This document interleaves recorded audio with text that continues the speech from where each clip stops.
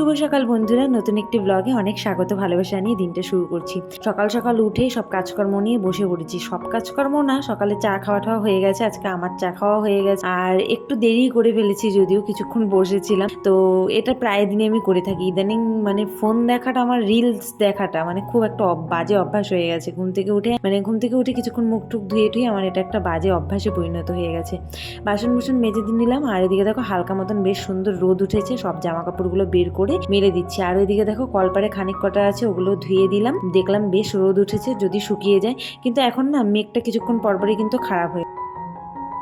Good morning everyone, welcome back to the channel. আশা করছি সকলে খুব ভালো আছে, সুস্থ আছে। আজকে হচ্ছে রথযাত্রা, তো সকলকে রথযাত্রার অনেক অনেক শুভেচ্ছা নিয়ে দিনটা শুরু করছি। আর আজকের দিনে তো দুর্গাপুজোর খুঁটি পূজা করা হবে আর কি।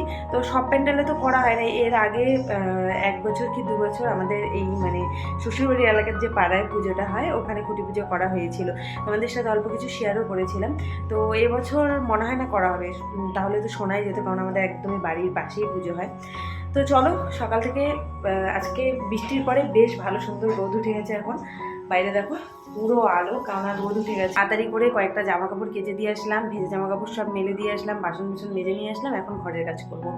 তো চলো, ব্লগটা এখন থেকে শুরু করছি। আশা করছি আজকের ব্লগটা খুব ভালো লাগবে, তো স্কিপ না করে দেখতে থাকো শেষ পর্যন্ত। এখন এই যে বিছানা তুলবো, ঘর দর গোছাবো, তারপরে ঘর মোছা। প্রতিদিনের একই ডিউটি, বিকালবেলা হয়তো রথ ধরতে ওই বাড়িতে যাবো। কেননা এখান থেকে মানে আমাদের এই দিকের রাস্তাটা কিন্তু প্রায় মেইন রোডই বলা চলে। মানে আমাদের এই বাড়ির সামনে যে রোডটা, কিন্তু এই দিকে না রথটা ঢোকে না। আর একটু এগিয়ে গিয়ে সামনের আরেকটা রাস্তা আছে, ওই রোডটা আর কি, মানে ওই রোড দিয়ে রথ যায়। আসার সময় হয়তো এদিকে আর আসে না, কেননা জগন্নাথ ঠাকুর হচ্ছে গিয়ে মাসির বাড়িতে যায়, ঘুরে টুরে মাসির বাড়ি যায়। তো অন্য কোথাও হয়তো রাখে রথটা। তো কোথায় রাখি এর আগে শুনেছিলাম, এর আগে আমাদের যে ওই বাড়ির আর কি, ওখানে যে পাড়ায় পুজো হয় ওখানে রেখেছিল, কিন্তু বাচ্চা কাচ্চারা ভেঙে ফেলছে, মানে রথটা খারাপ করে ফেলেছে, ভেঙে দিয়েছে নাকি। তো তারপর থেকে আর ওখানে রাখতো না। তো মনে হয় ঘুরিয়ে আবার এখানে আনবে নাকি, জানি না। কিন্তু উল্টো দিক দিয়ে নিয়ে যায়, আমাদের এই দিকে পেছনের একটা রাস্তা আছে, ওই দিক দিয়ে নিয়ে যায়। কিন্তু আমাদের এই মাঝখানের যে রাস্তাটা, যেটা আমাদের বাড়ির সামনে, এদিক দিয়ে রথটা কিন্তু যায় না বা আসে না। আর আজকে তো উল্টো রথ ধরা যায় না, আসলেও ধরতে পারবো না। তো এই হচ্ছে ব্যাপার। তো এখন তার জন্যই বাড়ি যেতে হবে। বাড়ি গিয়ে আমাদের বাড়িতে, তাই বলে আমাদের বাড়ির সামনে রাস্তা দিয়ে যায় না রথ, মেন রোড দিয়ে রথ যায়। তো ওদিকে মানে সবাই অনেক ভিড় জমে, তো ওদিকে আমি রথ ধরতে যাই প্রত্যেকবার, ছোটোবেলার থেকে ওখানেই ধরি, তাই ওখানেই যাব। তো এখন ফাটাফাট আগে বিছানাটা তুলে নিই।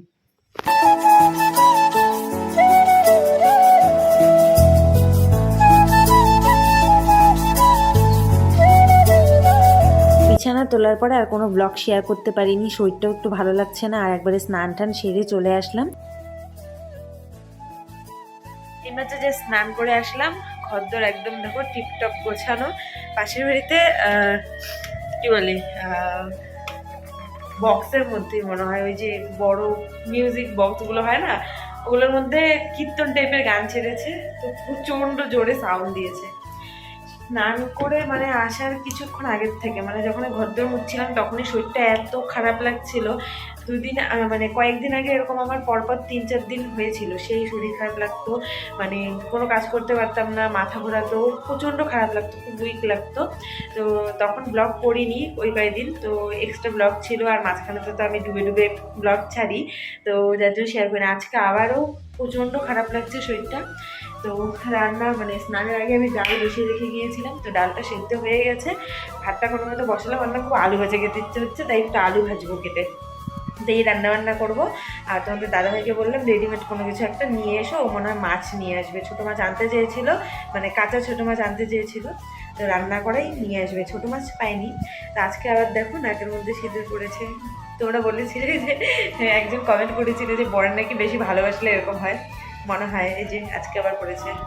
তোমাদের দাদাভাই ফোন করেছিল, তো আমি বললাম যে আমার শরীরটা ভালো লাগছে না, তো দেখি যে রেডিমেড কোনো কিছু খাবার টাবার আনবা নাকি, মানে মাছের ঝোল টোল। আগে একটা বিরিয়ানির দোকান ছিল এদিকে, বেশ ভালো বিরিয়ানি বানাতো, প্রায় দিনই খেতাম, কিন্তু এখন তো বিরিয়ানিটা খাওয়া যাবে না, আর আমি একা একা খাবো তোমাদের দাদাভাইয়ের সামনে, এটা বেশ খারাপও লাগে। আর ওই যে দেখো মাছের ঝোল নিয়ে এসেছে, ওটা আমি নিচেই রেখে দিয়েছি, এখনো ঢালিনি। আর এই যে এসেই এদিকে রান্না বান্না শুরু করে দিয়েছে, আমার সঙ্গে ধাক্কি শুরু করে দিয়েছে, আমাকে কিছু করতে দেবে না। কাটতে পারবা না ঝিরিঝিরি করে, পারবা? দেখি। তাই বলে ভাইপো না এক গাদা পেঁয়াজ দিবা? এই আঙ্গুলটা নিচে কিভাবে, আঙ্গুল কাটার প্ল্যান আছে নাকি? আঙুলটা দেয় ঝিরি ঝিরি কাটার জন্য।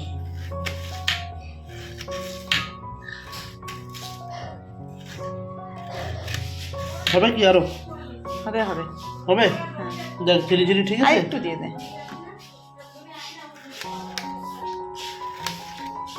আমার শরীর অসুস্থ, যার জন্য তোমাদের দাদা ভাই রান্না বান্না করবে আমাকে ধাক্কা দিয়ে। এর মধ্যে কি দেবো? আর কিছু না, শুকনো তুমি লঙ্কা বসো না গো। আমি এতটা অসুস্থ না গো, বেশি আমাকে অসুস্থ বানানোর প্ল্যান করতেছে। শুকনো লঙ্কা কোথায়? খুঁজে পাবা না আমার জিনিস কোথাও। বললেই তো হয়ে যায়। তেল দিস।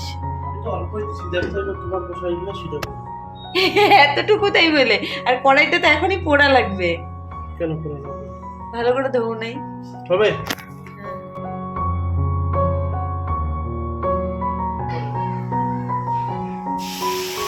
হাতটা উপরে ওঠো, হাতে লাগবে তার। দুজন হইতে ছাড়ো ছাড়ো। সবগুলোতে না লাগলে এগুলো লাগিয়ে যাবে না। ও ভগবান, কই আসো। আমাদের সব কমপ্লিট হয়ে গেছে। তোমাদের দাদাভাই বলছিল ডক্টর দেখাতে যেতে, তো দেখি পরে যেতে পারি। আর শরীরটা এখনও দুর্বল লাগছে, উইক লাগছে। তো এখন যাচ্ছি রথ ধরতে। আর বললামই আগেই যে আমার বাপের বাড়ি ওখান থেকে ধরি, তো ওখানেই যাচ্ছি। যাই না, রথ এসে পড়লো নাকি। তো চলো আজকে বেরোই ফটাফট করে, না তো দেরি হয়ে যাবে।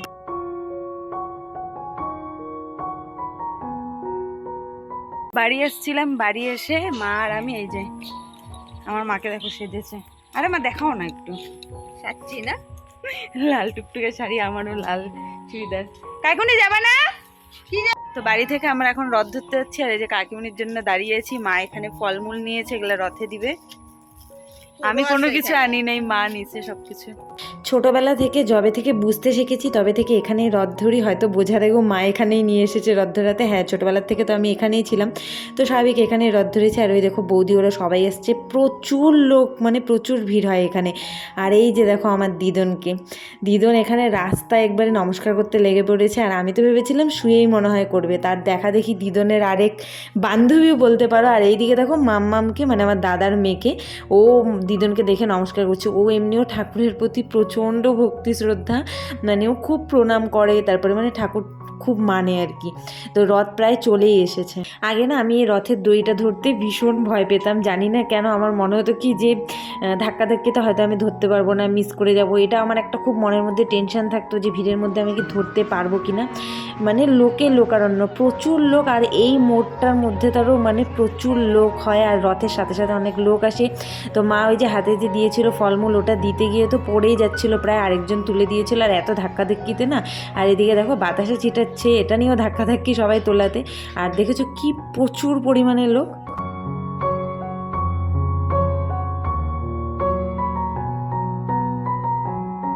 রথ ধরে বাড়িতে এসে বসেছে, রথ ধরে মানে দিদন বাড়ি গিয়েছিলাম। ওখানে গিয়ে জানোই আমাদের মামা বাড়ি, তারপরে মাসি বাড়ি সব সামনাসামনি, তো ওখানে অনেকক্ষণ গল্প আড্ডা দিয়ে ওখানে আর ব্লগ করিনি। তারপরে এই যে বাড়ি আসলাম, বাড়ি এসে এত গরম লাগছিল না, একটু ফ্যানের হাওয়া খেলাম। মা গেল সন্ধ্যা দিতে, ওদিকে ফ্যান অফ করতে নিয়ে লাইট অফ করে দিচ্ছিলাম। আর আমাদের বাড়ি একটা ছোট বিড়ালের বাচ্চা দেখাচ্ছিলাম। আচ্ছা এই দেখো কতটুকু, এটা হচ্ছে ওর মা।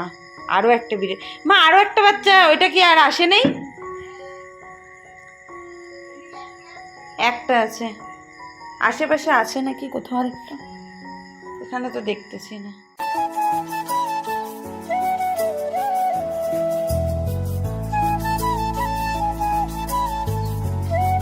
বাড়ি চলে এসেছি অনেকক্ষণে, তোমাদের দাদাভাই ওইদিকে চলে আসছে। আর আমার ভীষণ খিদে পেয়েছে, আর ও এসে বলছে খিদে পেয়েছে। দুটো ডিম এনেছিল অমলেট করার জন্য। দুপুরবেলা তো জানোই আজকে কি সিম্পল রান্না বান্না হয়েছে আমাদের, ডাল আলু ভাজা। তোমাদের দাদাভাই এসে পড়েছিল, ডালটা আমি সেদ্ধ করে রেখেছিলাম, আর ওপরে ফোড়ন দিয়েছিল। আমি একটা আলুটা জোর করে কেটে দিয়েছিলাম, তারপরেও আলু ভাজা করেছে। তো এই ছিল রান্নাবান্না। আর মাছের ঝোল, মানে মাছ শুদ্ধ আর কি, শুধু মাছের ঝোল না, সেটা রেডিমেড নিয়ে এসেছিলো। তো ওগুলোই আমাদের দুপুরের খাওয়া দাওয়া ছিল। তো এই বেলায় বললাম তাই দুটো ডিম নিয়ে আসতে, ডিমের অমলেট করে দেবো। এদিকে ঝিলিকের কাটা মুন্ডু নিয়ে এসেছি আমি। তো এখন রুটি বানাবো, আর তার সাথে ভীষণ খিদে পেয়েছে। রুটি বানাতে একটু সময় লাগবে, তো খাবারটা রেডি হতে একটু সময় লাগবে।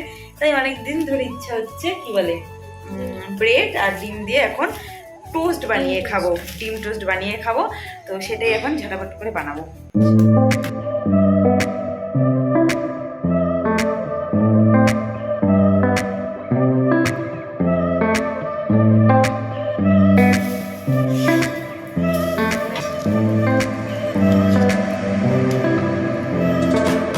বানানো হয়ে গেছে আমার ডিম টোস্ট। এটা হচ্ছে আমাদের মানুষের সন্ধ্যার খাবার থেকে আমাদের রাতের খাবার।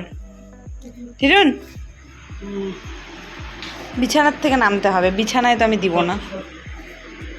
এই হচ্ছে আমার ইয়ামি ইয়ামি ডিম টোস্ট বানানো হয়ে গেছে ব্রেড দিয়ে। ব্রেড টোস্ট, ডিম টোস্ট, মাথা মুন্ডু একটা কিছু হবে। তো টেস্ট করো সবাই, দেখো কেমন হয়েছে। হ্যাঁ করে আসো কেন তুমি? আমি যদি নাম নাম নাম আসি নাম। আর হিরে শুয়ে পড়ছে না। কেমন কেমন ছিলি? টেস্টি?